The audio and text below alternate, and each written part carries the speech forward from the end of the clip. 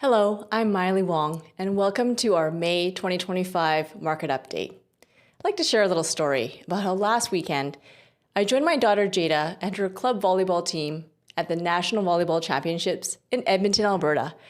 And it was an incredible event with over 300 teams and thousands of girls, coaches, and parents competing at a very high level. Jada's team played great and came home with a gold medal.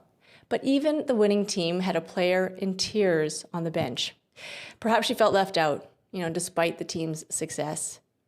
And while the teammates consoled this player and brought her into the collective celebration, as volleyball teammates are so good at doing, I thought about how there's a life lesson here offered in sports and how it relates to investing. I've personally experienced the highs and lows of tennis matches, and I know how it feels to sit on the bench during my brief high school volleyball career. And the truth is, bench players can be just as crucial to a team's success as those out on the court. And it takes a team with diverse skills, players who set up plays, the powerful hitters, and the solid defenders.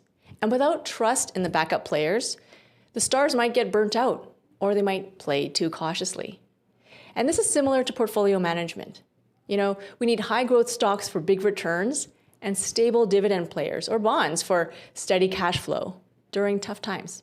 Like bench players, solid or boring investments can create a really strong team that wins championships. This is also true for the client-advisor relationship, where trust between clients and their advisors are so vital. When clients trust their advisor and the portfolio management team, they experience less stress during market volatility, more peace of mind. And last month, during the turbulent tariff and policy volatility, our clients' trust allowed us to focus on long-term success instead of panic selling. So thank you for continuing to trust our process. This month, we're seeing a market that's found its footing again. And after a turbulent start to the year, global equities are bouncing back. It's not just driven by earnings resilience, but by a meaningful de-escalation in trade tensions. And this bounce back has been meaningful, but not without complexity. And as always, it's our job to look through the noise, assess the risks, and position for long-term success. What's happening in markets today? Well, let's start with the big picture. In the US, inflation continues to cool. April's consumer price index numbers came in softer than expected, giving the Federal Reserve room to pause and assess. And while interest rate cuts aren't necessarily imminent, the Fed has clearly shifted to a more balanced tone, watching both inflation and employment as they evolve. Here in Canada, the story is more nuanced. The Bank of Canada is holding steady for now, but the path forward will depend on how the labor market and how inflation unfolds in the coming months. Inflation eased in May to 1.7%, but largely due to changes in the carbon tax. Unemployment was a bit higher than expected, despite temporary help from part-time election workers. Here at home, Canada has entered a new political chapter with Mark Carney's election victory.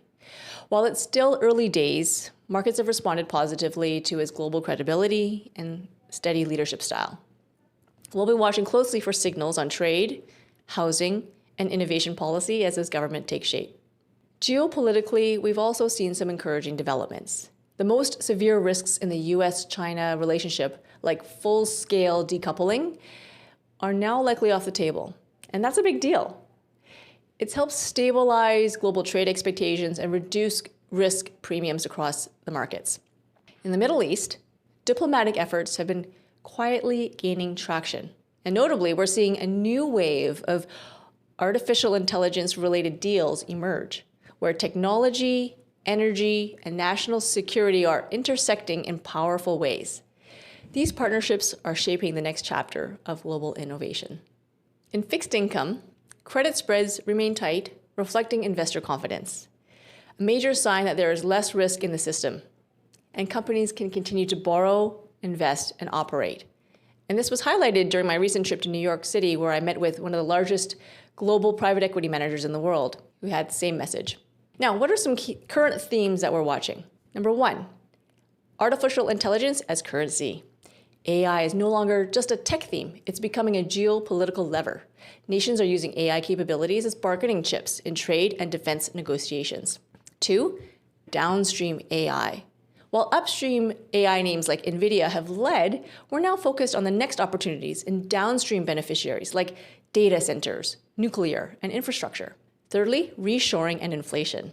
The inflationary impact of reshoring, or bringing manufacturing back in-house, is real. And so we're adding things like gold and infrastructure as hedges. Fourthly, global midcaps. We continue to see opportunities in global mid-sized companies. For example, adding exposure in Europe and Asia as part of our diversification strategy. So what does this mean for your portfolio?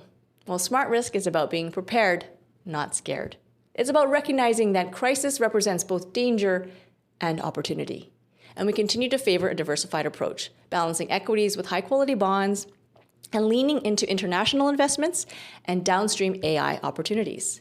We're also holding real assets like infrastructure and gold as hedges against inflation and geopolitical uncertainty. As always, if you have any questions or want to discuss your portfolio strategy, my team and I here at the Wong Group at Wellington Altus Private Wealth are here to help. Thank you for watching, and as always, stay invested and stay true to your plan. Thanks and have a wonderful day.